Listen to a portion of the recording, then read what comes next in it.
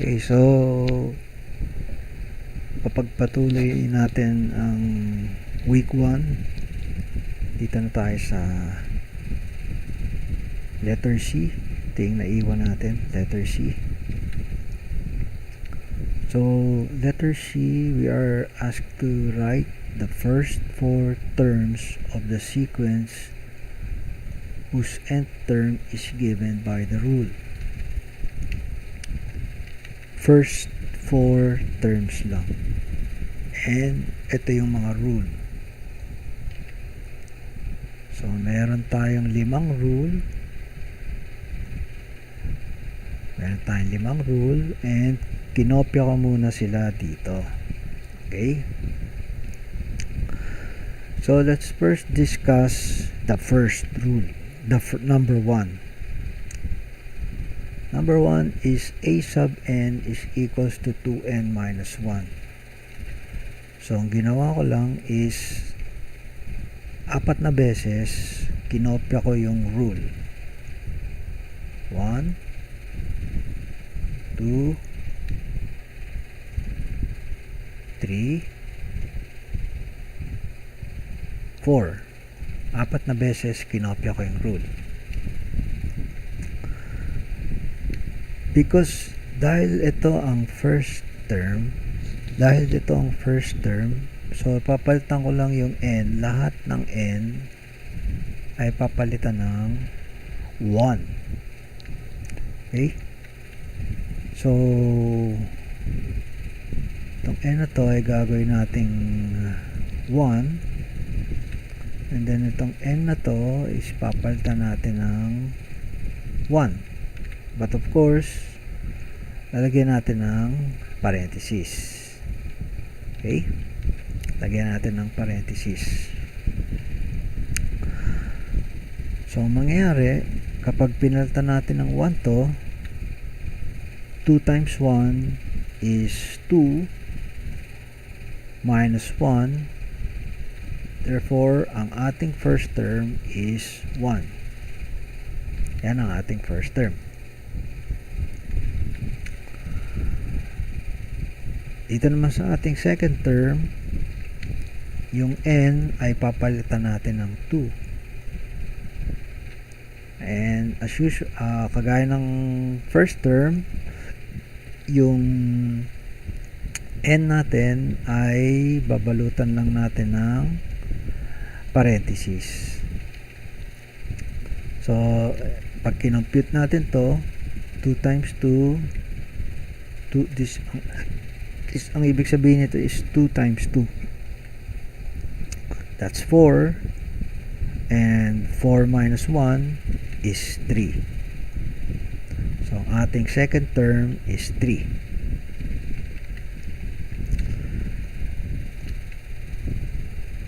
Itong third term, so, lahat ng n, gagawin natin 3. So, 3, and then parenthesis, 3. So, pag kinumpute natin to, this is 2 times 3, that is 6, minus 1, ang ating third term is 5. Okay? And sa ating fourth term, palitan ko lang yung n ng mga 4. Siyempre, again, may parenthesis dito. So, this is equals to 2 times 4 is 8 minus 1. Ang ating pang-apat na term is 7. So, sa number 1, ang first 4 term is 1, 3, 5, 7.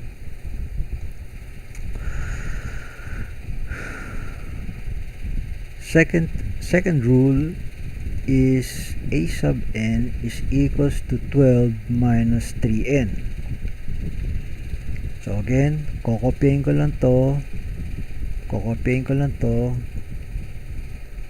dito sa 4 na to, and pinalitan ko lang yung n depending on kung anong sequence na ako. So pag ako ay nasa first term, yung n natin ay magiging equal to 1. So this is parenthesis 1. So if we evaluate this is equal to 12. This is negative 3. Negative 3 times 1 is negative 3. So 12 minus 3 is 9. So ang ating first term is 9.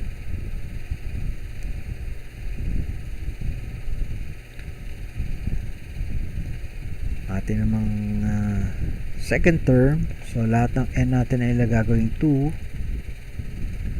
Okay, so negative 3 times 2 is negative 6. 12 minus 6 is positive 6. Yan ang ating second term. Third term, lahat ng n is gagawin nating 3. So 12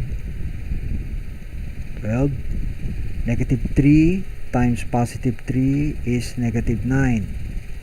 12 minus 9 is equals to positive 3. Yan ang ating third term. For our fourth term, lahat ng n ay gagawin nating 4. Okay, of course, yung lalagyan natin ng parenthesis. So 12 negative 3 times 4 is negative 12. 12 minus 12 is 0. So ang ating first four terms ay 9, 6, 3, and 0.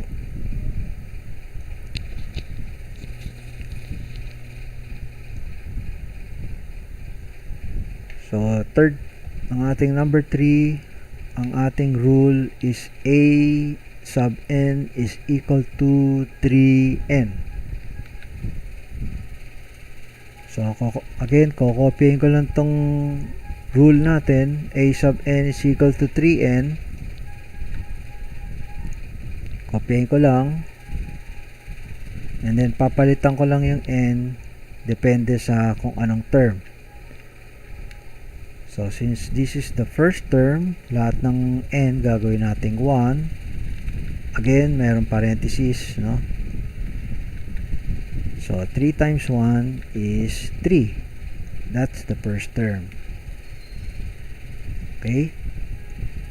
Sa second term, lahat ng hindi na pala kailangan to, no? Hindi na kailangan tong parenthesis dito, no?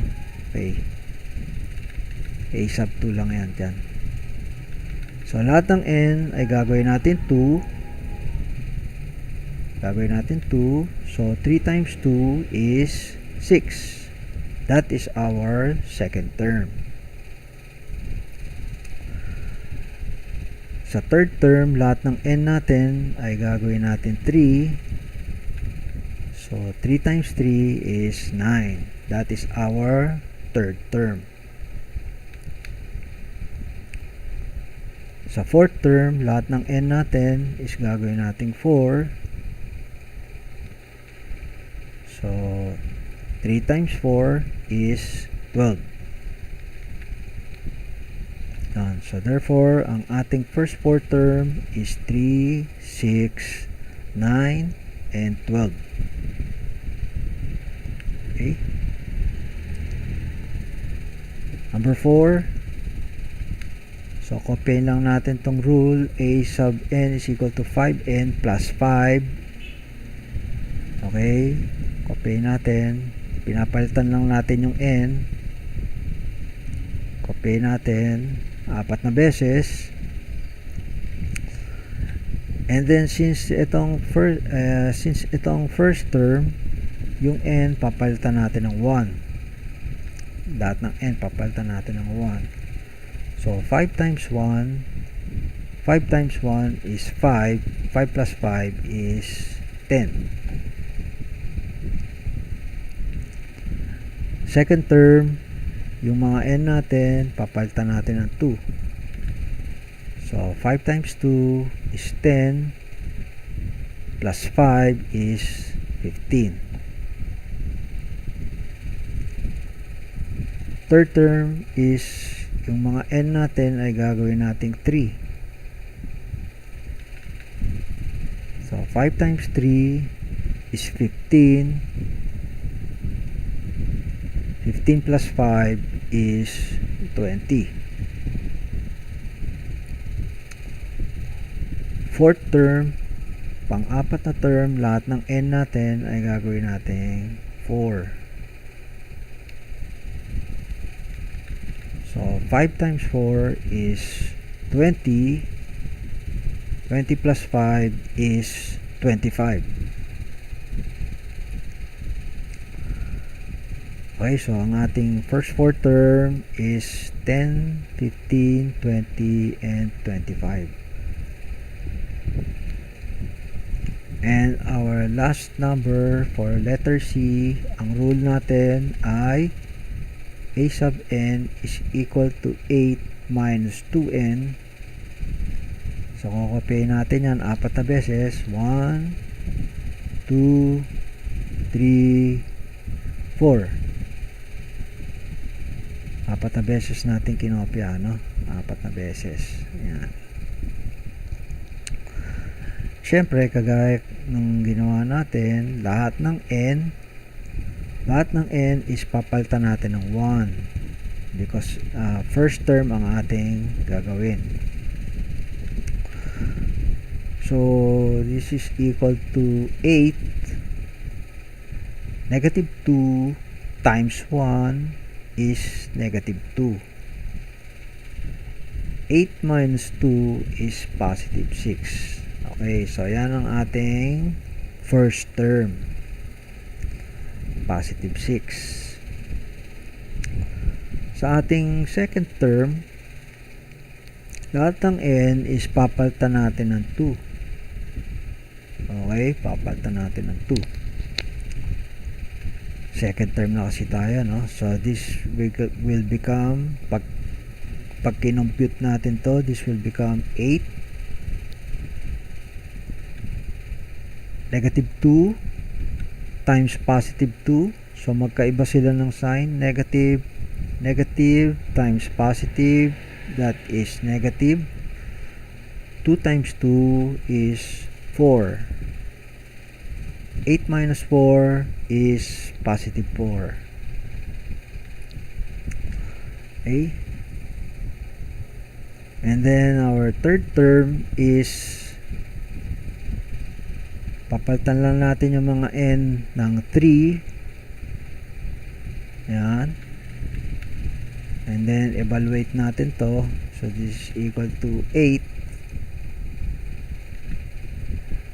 Negative 2 times positive 3. So magkaiba sila ng sign. Negative times positive is negative. 2 times 3 is 6. So 8 minus 6 is positive 2. Yan ang ating third term. So going to our fourth term, syempre ang una natin gagawin, yung n ay papalitan natin ng 4 dahil nasa fourth term na tayo. So this is equal to 8. Negative 2 times positive 4. So magkaiba sila ng sign. Negative times positive is negative. And then 2 times 4 is 8. So itong negative 2 times 4 magiging negative 8. So 8 minus 8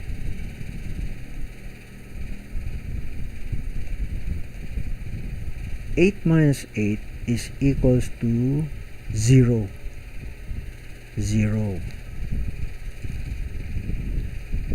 Okay? So therefore, ang ating first 4 terms ay 6, 4, 2, and 0. Okay? Then we go to learning task 3. So sabi sa learning task 3, determine your family's expenses in the last 4 months. Ano daw yung mga gastusin ng inyong pamilya in the last 4 months. Last 4 months, ibig sabihin, last 4 months. So, kung tayo ngayon ay nasa September, August, July, June. Sabihin na natin simula ng June, kasi matatapos na rin ng September. More or less, meron na tayong gastusin ng September. So, ito yung previous 4 months. June, July, August, September.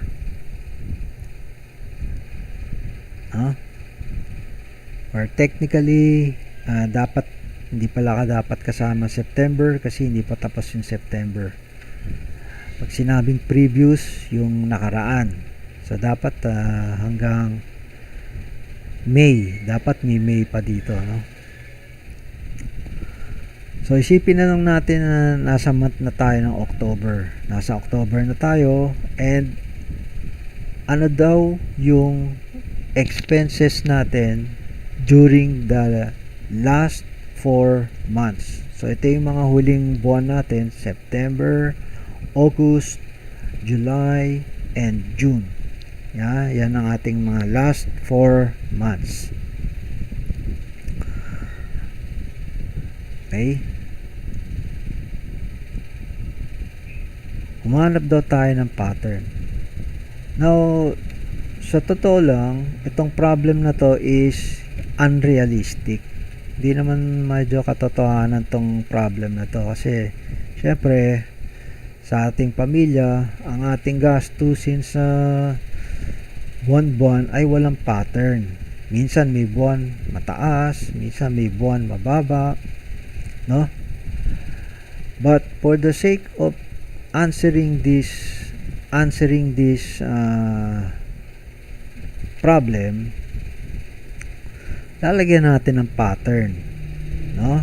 So, i-assume na lang natin na noong June gumastos tayo ng 500 pesos.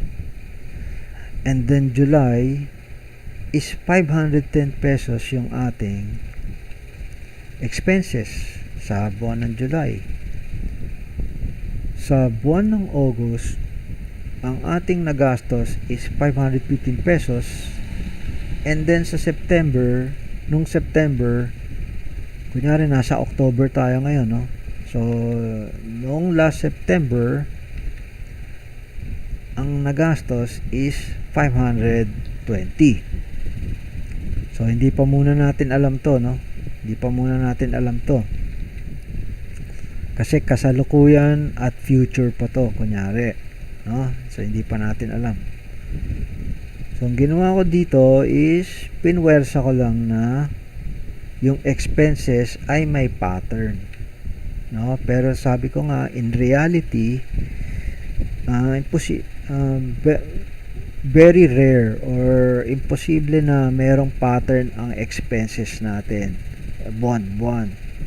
Kasi nga, may buwan malaki ang kita, ay malaki ang gastos, may buwan ay mababa ang gastos. So, ang gusto ng learning task 3 is gumawa daw tayo ng sequence equation para malaman natin kung anong magiging expenses in the next 3 months.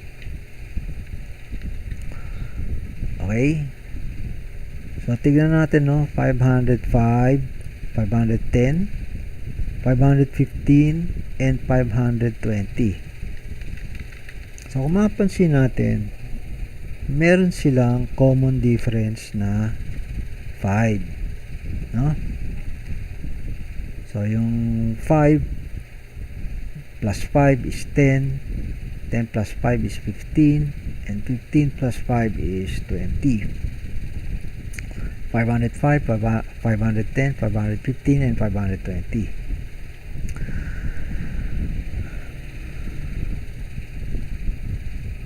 So from there, makikita natin na since meron tayong common difference, makikita natin na sa month ng October, ang magiging expense natin is 525 pesos. And sa month ng November, plus 5 is 530 pesos. No? By the way, itong 525 ay tanggaling dito, no? 520 plus 5 is 525. Sa month ng December, dadagdagan lang natin ng 5 itong November. 530 plus 5 is 535. Yan. So, ang tanong is, yan. Kaya pinag-aralan natin kanina kung paano gumawa ng equation. Kasi dito, pinapa-create tayo ng equation. So, sabi natin, ang equation, ang arithmetic equation,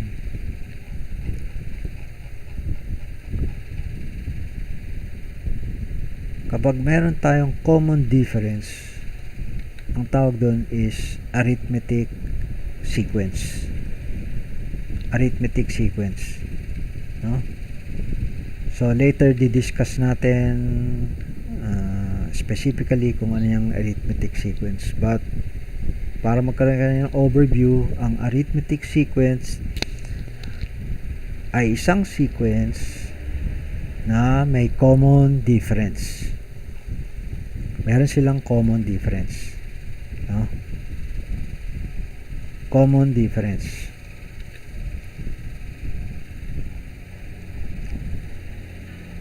So, baba tayo. Pagpatuloy natin to.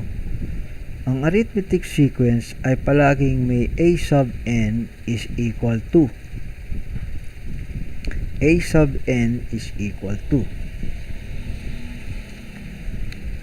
And then dito, ilalagay natin yung pinakaunang term. First term.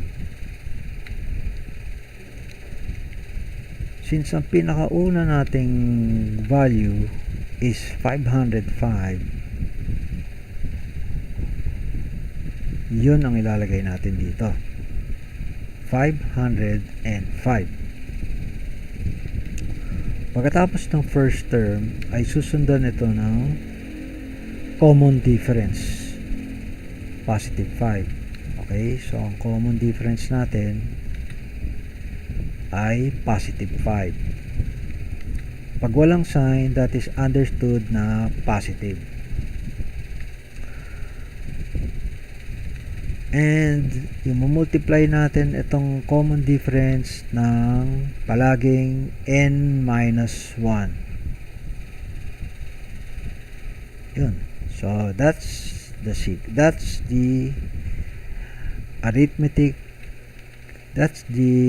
arithmetic equation para sa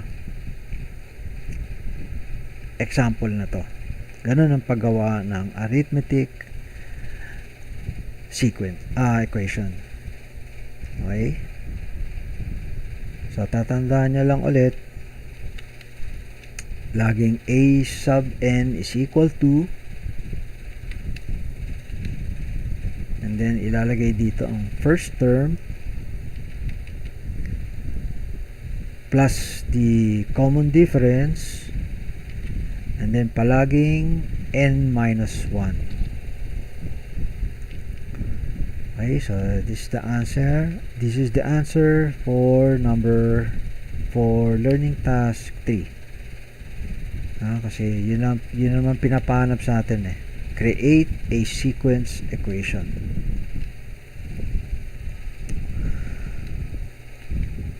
And then may mga tanong siya dito, answer the following questions. So itong mga tanong na to ay syempre there's no right and there's no wrong. Kung ano yung sagot nyo dito, iba-iba tayo ng sagot dito. For example, number 1, is analyzing a sequence challenging for you? So siguro ang karamihan is yes, it's challenging. Iba naman is no, is simple. Simple lang sa kanila. Number 2, were you able to find patterns and get the unknown? Siguro karamihan is yes, we're able to find pattern, and yung iba is medyo nahirapan, no.